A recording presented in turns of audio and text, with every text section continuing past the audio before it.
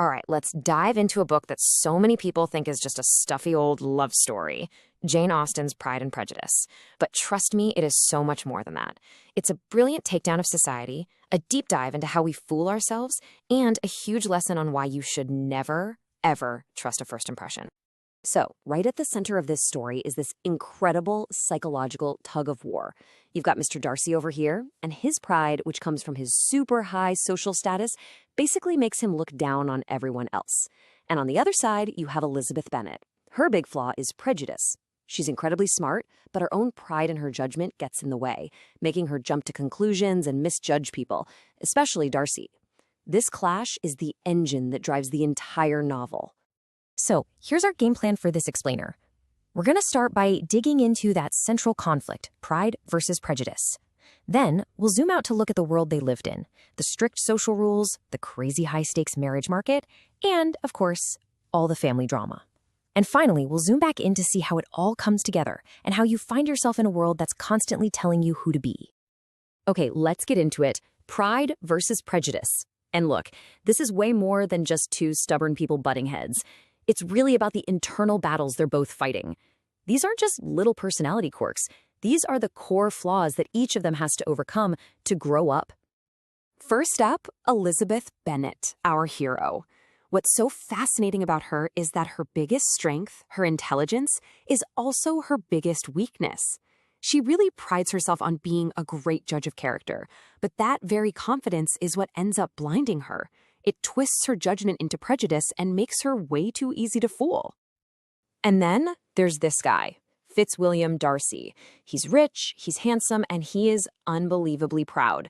This pride makes him see almost everyone else as his social inferior, and because of that, he makes a horrible first impression on, well, pretty much everybody.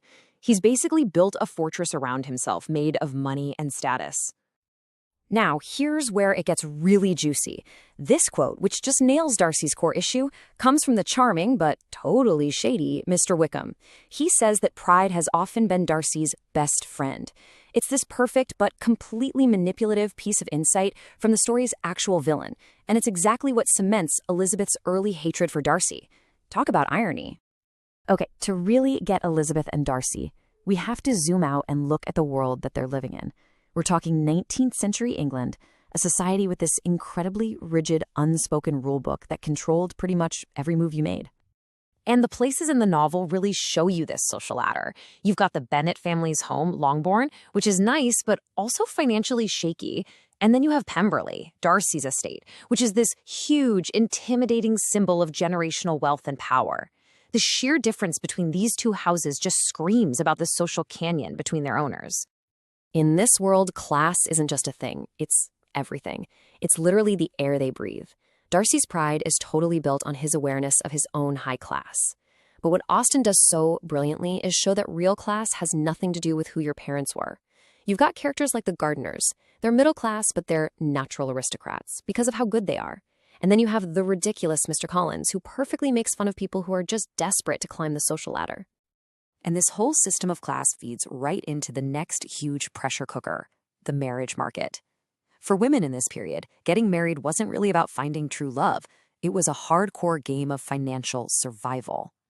And you can really see how unfair it was for women right here. The Bennet family home, Longbourn, is entailed. Now, that's just a fancy legal term that means it can only be inherited by a man. Since there are no Bennet brothers, all 5 sisters are left in a really bad spot financially. Their only way out is to marry a rich guy. It's a system that Jane Austen herself hated and one she totally defied by becoming a professional writer instead of getting married. The cold, hard reality of this whole situation is summed up perfectly by Elizabeth's friend Charlotte Lucas. She marries that ridiculous Mr. Collins, not because she loves him, but because she wants a comfortable home. It just highlights the brutal choice so many women had to make. Do you choose love or do you choose not to starve? Getting both was like winning the lottery. So on top of class and marriage, you have the huge influence of family. Your relatives could be your greatest champions, or they could be your absolute worst nightmare, able to completely destroy your reputation with just one screw-up. And the book gives us 2 completely different models of family. On one hand, you have the Bennets. Mr. Bennet is totally checked out, and Mrs. Bennet is, Well, she's a fool, and their combined neglect basically leaves their daughters unprepared for the real world. But then you have the Gardners, Elizabeth's aunt and uncle. They are the total opposite. Smart, caring, and they provide the kind of solid, rational advice the Bennet girls desperately need. And here's what happens when parenting goes wrong. The youngest sister, Lydia, runs off with Wickham, and it is an absolute catastrophe.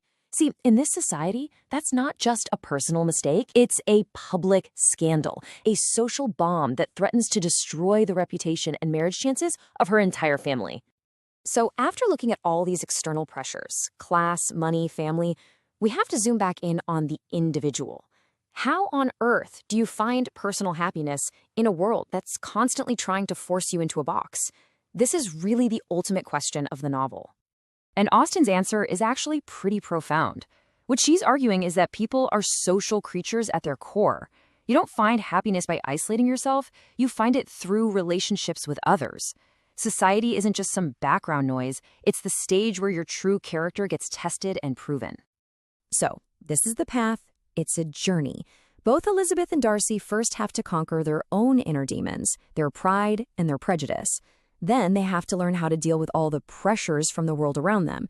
The key for both of them is to learn how to judge people based on their real character, using reason, not just based on first impressions. And only after doing all that work can they actually find real happiness together. And that leaves us with a question that's just as powerful today as it was 200 years ago. In a world that is always shouting about who you should be, what you should want, and who you should love, how do you find and hold on to the part of you that is truly, authentically